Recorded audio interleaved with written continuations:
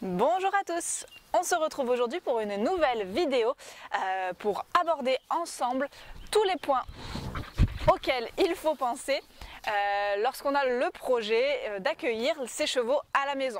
Parce qu'en effet, c'est vrai qu'il y a des différences qui sont quand même assez radicales entre, excusez-moi, j'ai mes chiens qui sont un peu, entre avoir ses chevaux chez soi ou les avoir en pension. Donc on va voir tout cela ensemble maintenant.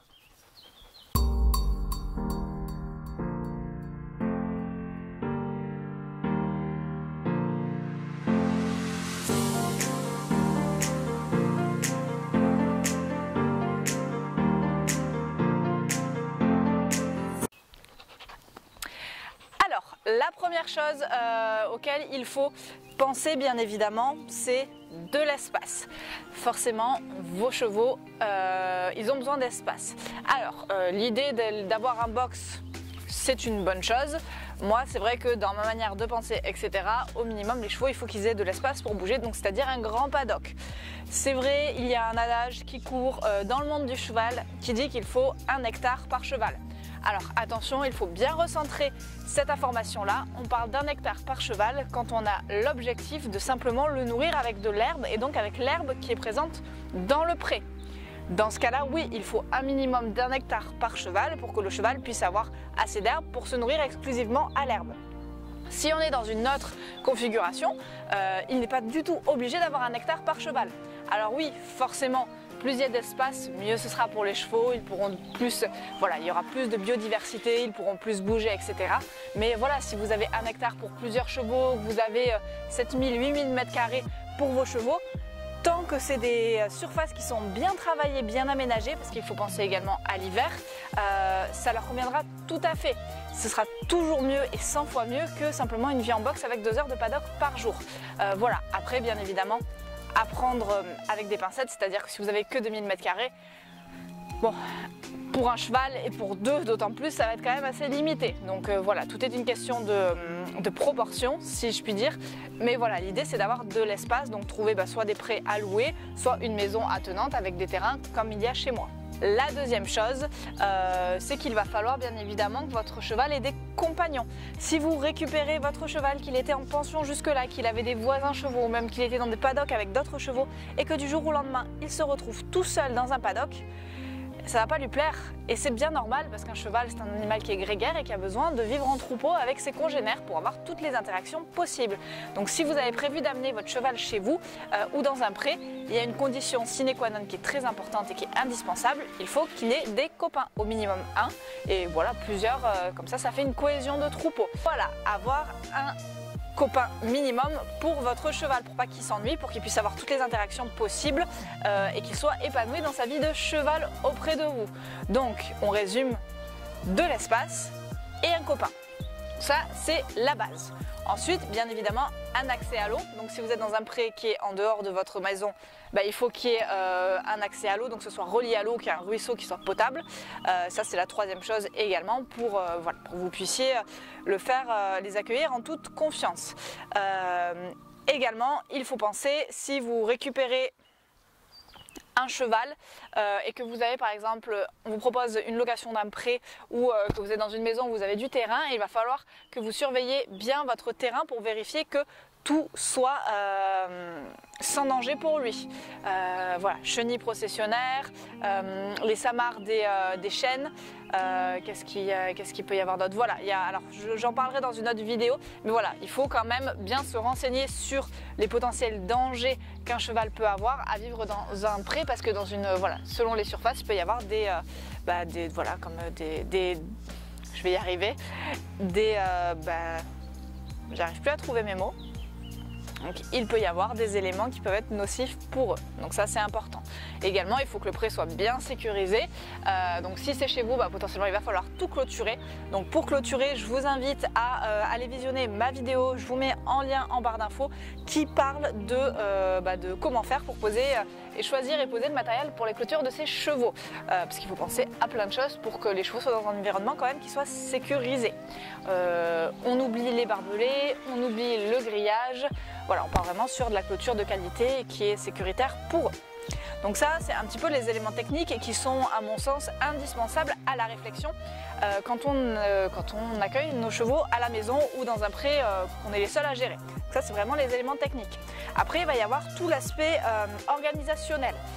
Organisationnel, c'est-à-dire, du coup, il n'y a plus personne qui va s'occuper de nourrir votre cheval pour vous. Il n'y a plus personne qui va vérifier que tout va bien, qui va peut-être s'occuper des rappels du parage, des rappels du vaccin, qui va s'occuper d'accueillir par exemple l'ostéopathe s'il vient pour s'occuper du cheval. Tout ça, il va falloir que vous le gériez. Tout ça, il va falloir que vous le gériez vous-même. Et ça, mine de rien, c'est quand même une organisation à avoir. Alors si vous pouvez vous faire aider, si vous avez vos parents qui sont là pour vous aider, bah, c'est top. Si, comme moi, vous avez... Le vadar. Si comme moi, vous avez une vie commune avec quelqu'un, donc moi avec mon chéri, que vous avez un métier à côté, oui, globalement, c'est quand même un rythme à prendre et quand même un rythme à avoir. Donc voilà, il faut penser à tout ça. Donc qui c'est qui va le nourrir? Forcément, ce sera vous. Après, si vous partagez votre pré avec une amie ou avec d'autres locataires du pré, vous pouvez tourner et organiser une organisation sur tel jour c'est vous qui nourrissez, tel jour c'est votre ami, etc. Mais globalement, c'est à vous de vous en occuper, c'est à vous d'y penser. Forcément, c'est la base. Alors bien évidemment, du coup, la base, c'est la nourriture.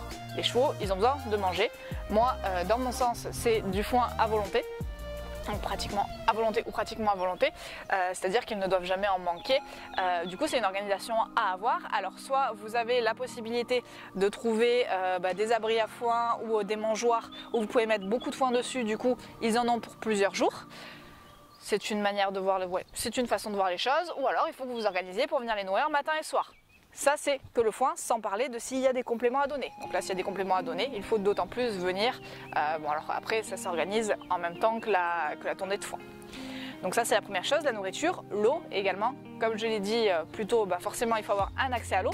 Si vous avez un accès à l'eau, il faut pouvoir leur donner à boire. Alors, est-ce qu'il y a des abreuvoirs automatiques qui ont été installés ou que vous allez installer, ou est-ce que c'est simplement des poubelles d'eau qu'il faut remplir tous les jours?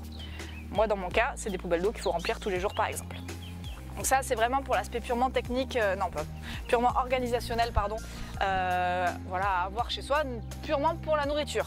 Minimum grand minimum une fois par jour si vous arrivez à avoir assez de foin pour qu'ils tiennent la journée, que vous arrivez à avoir assez d'eau. Donc ça, c'est tout à fait, si vos chevaux vont très bien et qu'ils sont dans un environnement sécuritaire, vous pouvez certains jours vous contenter d'aller les voir une fois par jour si vous êtes sûr que tout va bien, ou si par exemple une amie passe pour vérifier également que tout va bien. Après, moi, c'est vrai que je suis un petit peu, maman poule avec tous mes animaux, et psychologiquement, j'ai toujours besoin d'aller les voir plusieurs fois pour vérifier que tout va bien. Mais ça, franchement, c'est uniquement personnel. C'est uniquement personnel, et voilà, certains chevaux, ils vont très bien, globalement ils vont très bien tous les jours, et voilà, donc si vous pouvez y aller qu'une fois, allez-y qu'une fois, si vous pouvez y aller plusieurs fois, allez-y plusieurs fois. Donc ça, c'est au niveau de la nourriture. Après, bien évidemment, il va falloir que vous vous teniez organisé pour tout ce qui est parage, donc que vous notiez les rendez-vous de votre maréchal ou de votre parage pour ferrer ou reparer les chevaux régulièrement. Il va falloir que vous teniez vous-même à jour le carnet du vaccin de votre cheval, que vous vérifiez, que vous organisez pour tous ces rendez-vous-là. C'est important forcément, parce que c'est ce qui est pris en compte pour le bien-être de votre cheval. Ensuite, il va y avoir tout l'aspect, comment est-ce que je pourrais dire ça, tout l'aspect... j'ai perdu le mot. Il va y avoir tout l'aspect responsabilité, c'est-à-dire que comme je l'ai dit, il n'y a plus personne qui va pouvoir s'occuper de votre cheval à votre place ou vérifier que votre cheval va bien. C'est à vous de vous en occuper et de vous assurer que votre cheval ou vos chevaux se portent bien et n'ont pas besoin de soins, quels qu'ils soient, ostéopathiques, de vétérinaires, etc. Donc voilà, c'est quand même une responsabilité qui est assez importante parce que leur bien-être repose entièrement sur vos épaules. Donc globalement, il faut se renseigner. Forcément, déjà de base, quand on a un cheval, il faut avoir quand même un minimum d'expérience. Il faut en avoir d'autant plus quand on les a à la maison. Donc voilà, il ne faut pas hésiter à se renseigner, à lire plein de livres, à regarder, à lire plein d'articles en ligne, à se tenir informé de l'actualité, à se tenir informé des maladies qui peuvent exister, avoir toujours une trousse de secours pour les chevaux avec le minimum nécessaire pour désinfecter s'il y a besoin de désinfecter les petits bobos et les petites plaies. Ça c'est les choses impératives à savoir. Donc il faut être en mesure de vérifier et de voir quand votre cheval ne va pas bien. Donc ça, il y a des signes qui sont globaux à l'ensemble des chevaux, il y a des signes qui vont être spécifiques à votre cheval. Donc ça, plus vous allez le côtoyer, plus vous allez vous en rendre compte. Voilà, alors bien évidemment les principales causes que vous pouvez retrouver, c'est votre cheval boite. Donc si votre cheval boite, il va falloir que vous vérifiez s'il n'y a pas une blessure apparente, si c'est chaud, si c'est enflé, est-ce que c'est un abcès, est-ce que c'est un coup. Du coup voilà, est-ce qu'il y a besoin potentiellement de l'isoler? Donc s'il faut l'isoler, est-ce que vous avez tout le matériel et tout l'espace nécessaire pour l'isoler des copains le temps qu'il se repose? Voilà, après il y a les signes, bien évidemment la colique. Donc la colique, le cheval ne mange plus, est apathique, il se regarde les flancs, il se couche, il veut se rouler. Voilà, là il va falloir réagir de toute urgence. Est-ce que vous avez de la calmagine pour vous en attendant? Est-ce que vous avez des bons numéros de vétérinaires à appeler pour demander les premiers gestes à avoir en attendant qu'il arrive? Voilà, donc ça c'est important. S'il y a une blessure, une plaie, je vais prendre l'exemple assez flagrant de Kaena quand elle m'a sorti sa plaie toute purulente. Il a fallu réagir très rapidement. Là pour le coup c'était sa vie qui était en danger, donc voilà, il faut tout le matériel nécessaire. Alors voilà, moi pour le coup j'avais plus de bétaline, donc il a fallu que je cours en acheter à 6 h, il faisait nuit, donc il a fallu que je fasse les soins dans le noir avec la jument. Voilà, c'est plein de choses. Du coup, est-ce que vous avez de la lumière pour l'hiver? Voilà, il y a énormément de choses qu'il faut penser et il faut être en mesure de supporter également le stress, la pression et la responsabilité d'une quelconque blessure ou d'un quelconque problème de santé. Voilà, ça c'est quand même une responsabilité sur ses épaules. Alors c'est pas comme avoir des enfants, mais franchement presque. Donc voilà, pour le coup, moi ça m'a quand même aidé à bien dédramatiser, à bien me poser et voilà, parce que c'est quand même très important, c'est leur vie qui est entre vos mains, si je puis dire. Donc ça c'est pour tout l'aspect connaissance au niveau des plaies, des bobos, etc. À côté de cela, il faut, si vous voulez monter vos chevaux, et c'est la moindre des choses, il faut que vous ayez, que vous réfléchissiez à est-ce que vous allez avoir l'espace pour le monter en plus de votre pré. Est-ce qu'en dehors du pré, il y a un petit coin où vous pouvez faire un rond de longe, une petite carrière, ou non? Si c'est le cas, tant mieux. Si c'est pas le cas, est-ce qu'il va pas falloir à un moment donné que vous ayez des piquets pour couper une partie de votre pré pour être tranquille, pour pas que les copains vous embêtent pendant que vous montez votre cheval? Ensuite, est-ce que vous avez l'autonomie suffisante pour monter seul votre cheval? Est-ce que vous avez assez de niveau pour pouvoir le travailler dans le bon sens sans que vous soyez en difficulté? Si c'est pas le cas, vous pouvez tout à fait faire venir des moniteurs de l'extérieur, ça se fait très bien. Ils se déplacent très bien dans les écuries, ils peuvent tout à fait se déplacer chez vous. Donc ça, c'est également à prendre en compte et à réfléchir. Il y a également l'aspect, en plus de la responsabilité, l'aspect qui peut gêner certains. Moi, personnellement, ça me va très bien, mais c'est l'aspect un peu solitude. On n'a plus toute cette dynamique de club, toute cette dynamique où il y a plusieurs propriétaires, où on peut discuter, échanger. Voilà, quand vous êtes chez vous, quand vous avez vos chiens, parce que je regarde mes chiens qui courent, quand vous avez vos chevaux chez vous, à moins que vous partagiez le pré avec d'autres personnes, mais sinon vous êtes seul. Donc ça, certaines personnes peuvent très mal le vivre. Moi honnêtement, je suis très bien tranquille chez moi, voilà, ça me va très bien. Mais il faut également penser à ça aussi. Si vous aimez beaucoup la dynamique, etc., ça va être un petit peu plus compliqué. Il faut également, en aspect pratique, penser au déplacement de vos chevaux. Moi c'est vrai qu'à l'heure actuelle c'est le seul petit bémol que j'ai actuellement, c'est que quand j'ai dû amener en urgence Kaena en clinique, il a fallu que je fasse venir un camion, enfin un VL d'assez loin, et du coup ça m'a coûté cher. Donc voilà, est-ce que vous avez un vent? Est-ce que vous avez à proximité des gens qui peuvent vous prêter des vents si vous voulez partir en balade, partir en concours, etc. C'est également un petit aspect auquel il faut penser. Ensuite, bien évidemment, il y a un aspect qui est très important à mon sens, c'est l'aspect financier forcément. Alors, normalement, avoir un cheval chez vous, c'est censé quand même vous revenir moins cher que d'avoir un cheval en pension, parce que forcément en pension, vous payez toutes les prestations qu'il y a à côté, c'est normal. Les écuries et les moniteurs ont besoin de vivre de cette activité, donc forcément vous payez toujours un surplus. Donc bien évidemment, les coûts principaux que vous allez retrouver à avoir votre cheval à la maison, moi c'est en coût fixe que vous allez retrouver chaque mois, ça va être le foin. Forcément le foin, donc du coup le foin également. Je vous invite à voir la vidéo que j'ai fait à ce sujet sur comment bien choisir le foin. Il va falloir que vous trouviez vous-même un fournisseur qui vous livre. Et également c'est de l'organisation, il faut savoir calculer combien vous allez avoir besoin pour le mois pour ne jamais en manquer. C'était la petite parenthèse. Donc le foin c'est un coût fixe qu'il va falloir que vous payiez chaque mois. L'eau, si vous n'avez pas la chance d'avoir un ruisseau ou un puits ou un forage, moi c'est vrai que j'ai un forage donc je ne paye pas l'eau, mais si vous êtes raccordé il va falloir payer l'eau. Donc ça c'est vraiment les deux éléments principaux, en plus bien évidemment des coûts que vous avez normalement habituellement qui sont le maréchal, l'ostéopathe et le vétérinaire. Mais foin, eau. Ensuite en coût d'investissement, surtout au début, si vos prés ne sont pas prêts à recevoir des chevaux, il va falloir les clôtures, les piquets, etc. S'il n'y a pas d'abri naturel ou que vous allez vouloir un box, potentiellement il va falloir voir pour construire un box, construire un abri, voilà, pour qu'il soit à l'abri de la chaleur, à l'abri du vent, à l'abri de la pluie. Voilà, donc ça c'est des coûts Alors l'investissement du départ, forcément, au début c'est peut-être une grosse somme que vous allez sortir. Après si c'est pour plusieurs années, bon bah voilà, ça va être vite rentabilisé et vite amorti. Le foin et l'eau, bon bah ça il faut pas, on n'y manque pas, hein, c'est la base. Et en plus si vous voulez complémenter avec du grain, etc., il faut également le compter dedans. En plus des vermifuges, si vous voulez également, si vous avez un CMV, ben voilà, il va falloir lui donner le CMV. Donc voilà, il y a quand même un aspect financier. Globalement, moi, ça me coûte vraiment beaucoup moins cher que de les avoir en pension, mais quand même, c'est un budget que je sors tous les mois, qui est conséquent. C'est un choix. Je savais que je pouvais l'assumer en amont, donc j'ai pas de souci. C'est quelque chose à bien calculer, à bien réfléchir. Il ne faut pas vous dire que ça va être un mois cher et un mois moins cher. Non, le foin et l'eau, ce sera tous les mois pareil. Donc il faut bien le réfléchir. À côté de ça, ben voilà, tout le matériel, si vous voulez vous construire une petite carrière, etc., c'est des coûts auxquels il faut penser. Donc voilà, ça c'est important, il faut que vous soyez en mesure de l'assumer chaque mois. Après, normalement, si vous assumez en amont déjà la pension de votre cheval, vous avez déjà vous payez déjà la pension de votre cheval, normalement vous devriez vous y retrouver. Mais c'est quand même important à savoir et à prendre en compte.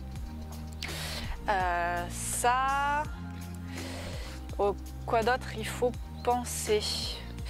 Voilà, globalement, là comme ça, c'est tout ce qui me vient des choses importantes auxquelles il faut penser quand on veut acquérir son cheval chez soi. Ah si, non, également, j'oubliais. Forcément, du coup, vous devez aller le voir tous les jours. Si vous devez aller le voir tous les jours, il n'y a pas un jour où vous pouvez vous dire « Ah, bon, aujourd'hui, je n'ai pas envie, je suis malade, il ne fait pas beau, je ne vais pas y aller. » Non, ça, c'est à exclure, à moins que votre copine du pré puisse s'en occuper pour vous, que vos parents ou votre copain. Sinon, vous devez y aller tous les jours, forcément, parce qu'ils ont besoin d'être nourris et de boire tous les jours, vos chevaux. Donc ça, c'est important. Du coup, c'est une grosse responsabilité également. Du coup, si vous voulez partir en vacances, alors je ne dis pas que ça ne peut pas se faire, parce que voilà, il ne faut pas rêver, hein, avec de l'organisation, tout peut se faire. Mais simplement, si vous voulez partir en vacances, il faut trouver quelqu'un qui va pouvoir s'occuper de vos chevaux, de votre cheval pendant que vous êtes en vacances, qui va aller le nourrir, qui va aller vérifier que tout va bien. Pardon. Donc qui va aller le nourrir, qui va aller vérifier que tout va bien. Voilà, il faut que ce soit quelqu'un quand même qui connaisse un minimum les animaux et qui puisse réagir si besoin. Donc également ça, c'est une organisation. Donc ça c'est très important aussi. De manière générale, c'est avec le fait de potentiellement moins pouvoir monter, c'est ce qui rebute le plus les propriétaires et ça peut tout à fait se comprendre, hein. On a moins de liberté d'action. Pour ma petite expérience, et dans une prochaine vidéo vous verrez son retour d'expérience à lui aussi, mon conjoint du coup quand on a acheté la maison, il n'avait jamais eu de chevaux de sa vie et du coup je lui ai imposé, je lui ai demandé bien évidemment, il a accepté, mais du coup du jour au lendemain on s'est retrouvé avec des chevaux dont il faut s'occuper tous les jours. Avant, on était très motivés pour sortir, etc., pour partir en week-end. On l'est toujours, mais à l'heure actuelle, mon chéri, ça ne le dérange absolument pas. Et au contraire, c'est son choix. Pour l'instant, il ne veut pas trop partir parce qu'il ne veut pas laisser les chevaux, parce que les chevaux, il veut être sûr qu'ils vont bien, etc. Donc après, c'est vrai que c'est un mode de vie qui est quand même assez différent de la vie quand on a le cheval à la maison. Mais du coup voilà, ça me fait venir au point positif parce qu'heureusement qu'il y en a et d'ailleurs tous les aspects que je vous ai dit en amont, c'est pas forcément des points négatifs, simplement des points d'organisation. Est-ce que ça vaut le coup d'avoir concrètement son cheval à la maison? J'ai envie de vous dire un grand et franc oui. Pourquoi? Parce qu'en fait c'est juste une expérience géniale quoi. Moi j'ai toujours eu mes chevaux en pension, ça va faire 1 an qu'ils sont à la maison et franchement je reviendrai en arrière pour rien au monde. Parce que vous nourrissez un lien quand même qui est beaucoup plus... Alors, je ne dis pas que ceux qui ont leurs chevaux en pension n'ont pas de lien avec eux, ça c'est certain que tout le monde va créer un lien avec son cheval. Mais c'est vrai que quand c'est vous qui vous mettez à vous en occuper tous les jours, que vous avez l'occasion de passer des heures simplement assis dans le pré parce que vous êtes chez vous, à les observer, à rien faire, que quand vous les nourrissez, vous commencez à avoir les dynamiques de groupe, à avoir les comportements, en fait vous commencez vraiment à connaître votre cheval et à connaître sa nature profonde en tant qu'équidé et en tant que cheval en troupeau et dans des espaces. Et ça va vous permettre de beaucoup mieux le comprendre et de beaucoup mieux l'appréhender derrière dans votre travail et dans la vie de tous les jours. Forcément, il y a une interaction qui va se faire qui va être bien différente de quand vous venez simplement pour vous en occuper, pour le sortir, pour le lâcher, pour le travailler. Parce que le cheval comprend que c'est vous qui vous occupez de sa nourriture, que c'est vous qui vous occupez de son bien-être. Et du coup, en fait, si vous voulez, vous développez des habitudes comme des petits couples, c'est très rigolo. Et en fait, vous avez tous vos habitudes, vous allez avoir votre habitude avec vos chevaux et ils vont savoir quand est-ce que vous allez arriver, ils vont vous accueillir en hennissant. Vous allez savoir qui c'est qui va venir en premier pour la nourriture, etc. Nani nana. Et ça, c'est franchement, Moi c'est génial. Après vous le savez, dans la chaîne, c'est ce que j'essaye de montrer encore un peu plus. Je suis dans une dynamique très naturelle, très en accord avec les animaux, la nature, etc. Donc d'autant plus moi en fait si vous voulez ça m'offre, alors c'est ma maison, hein, mon cadre de vie qui m'offre ça aussi. Mais ça me donne la possibilité d'être dans un environnement qui est naturel, pur, avec les oiseaux, la nature, l'air frais. Et du coup, d'une certaine manière, entre guillemets, au début, ça m'a obligée à me bouger, à sortir de chez moi, à aller m'occuper de mes animaux, à me promener au grand air, etc. Et si au début, c'est un rythme à prendre, maintenant, là qui commence à faire beau, que c'est le printemps, j'ai qu'une envie, c'est passer des heures et des heures dehors avec mes chiens, avec mes chevaux, et ça franchement c'est top quoi. Donc voilà, on crée un lien avec le cheval, on apprend à mieux le connaître, on gagne également en connaissance du cheval, ça c'est quelque chose qui est indéniable. On prend énormément d'expérience sur le choix du foin, sur comment gérer les chevaux, voilà, ça c'est quelque chose qui... Voilà, on devient incollable forcément sur le sujet. Alors incollable, on a toujours des choses à apprendre bien évidemment, mais on devient quand même assez calé sur le sujet, sur son cheval également, parce que c'est nous qui nous en occupons tous les jours. Donc ça c'est vraiment top. Après c'est vrai qu'il y en a pas mal qui disent que on a moins le temps de monter à cheval parce qu'on passe plus son temps à s'en occuper à pied. Alors oui et non, après c'est de l'organisation forcément. Moi c'est vrai qu'à l'heure actuelle je monte pas beaucoup parce que Méga est normalement en pré-retraite et que Kaena est en train d'être débourrée, mais je le fais tranquillement, pareil pour River. Mais c'est vrai que je travaille pas non plus aux 35 heures, mais j'ai quand même des grosses semaines de boulot, mais j'aurais largement de monter. Après, je monterai peut-être pas tous les jours forcément, parce que le soir, quand on rentre du boulot, on va les nourrir et puis après on a peut-être envie de se poser. Mais globalement, moi j'ai l'occasion de m'en occuper, j'ai l'occasion de travailler Kaena à pied, de monter dessus, j'ai l'occasion avec mon chéri de partir en balade en extérieur avec eux. Non, c'est quand même quelque chose qui se fait globalement facilement. Après oui, c'est une organisation à avoir et forcément, le temps que vous allez passer à vous en occuper et à le monter, vous n'allez peut-être pas le passer à être devant la télé ou à être avec vos amis. Donc voilà, c'est également un choix à faire et une organisation à avoir. Pour autant, je vous rassure, je regarde toujours la télé, je vois toujours mes amis, mais c'est peut-être plus de temps que vous allez consacrer à vos chevaux et un peu moins au reste. Donc c'est une organisation à avoir et honnêtement, je pense qu'on gagne carrément en qualité de vie quand on fait ça. Donc voilà, là où c'est un petit peu plus contraignant forcément c'est l'hiver. L'hiver il pleut, il fait froid, il y a du vent, il fait nuit tôt. Donc voilà, c'est là où on va rechigner un peu plus à sortir le matin à 7 h quand il faut aller nourrir les chevaux avant d'aller travailler parce qu'il fait -3 dehors. Et encore franchement ça vivifie, mais voilà, c'est là forcément en hiver, c'est la saison la moins propice pour profiter de ses chevaux. Et encore on y arrive très bien. Mais voilà, c'est vrai que l'hiver c'est un petit peu moins chiant. Là j'avoue qu'on arrive au printemps, donc c'est que du bonheur actuellement. Voilà, écoutez, je pense que j'ai fait le tour là comme ça de ce qui me vient, de tout ce à quoi il faut penser quand on va avoir son cheval à la maison. Si je devais conclure, je dirais que si vous avez l'occasion de le faire, la motivation et l'envie, franchement, foncez parce que vous ne le regretterez pas. Alors bien évidemment, si vous êtes avec votre conjoint, il faut que votre conjoint il valide aussi le mode de vie parce que c'est pas forcément évident. Moi j'ai énormément de chance d'avoir trouvé quelqu'un qui partage cette passion et qui du coup se donne à fond avec moi. Voilà, si on est seul, également c'est un rythme à prendre, c'est peut-être un petit peu plus compliqué mais rien n'est impossible. Quand on aime ses chevaux et qu'on a envie de vivre cette expérience avec eux, franchement il n'y a aucune limite qui ne soit infranchissable et voilà, c'est simplement de l'organisation, une bonne réflexion en amont pour préserver la sécurité et le bien-être des chevaux parce que c'est l'importance numéro 1, c'est son bien-être et sa sécurité quoi qu'il arrive.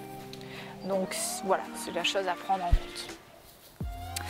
Voilà, écoutez, j'espère que cette vidéo vous aura plu. N'hésitez pas à mettre en commentaire si vous êtes propriétaire ou maison, si vous avez vos chevaux chez vous, si vous voulez les avoir ou au contraire si vous ne voulez pas les avoir chez vous, c'est un choix que je respecte tout à fait. N'hésitez pas à partager vos retours d'expérience et à vous abonner à la chaîne si vous aimez la chaîne et à mettre le petit pouce également.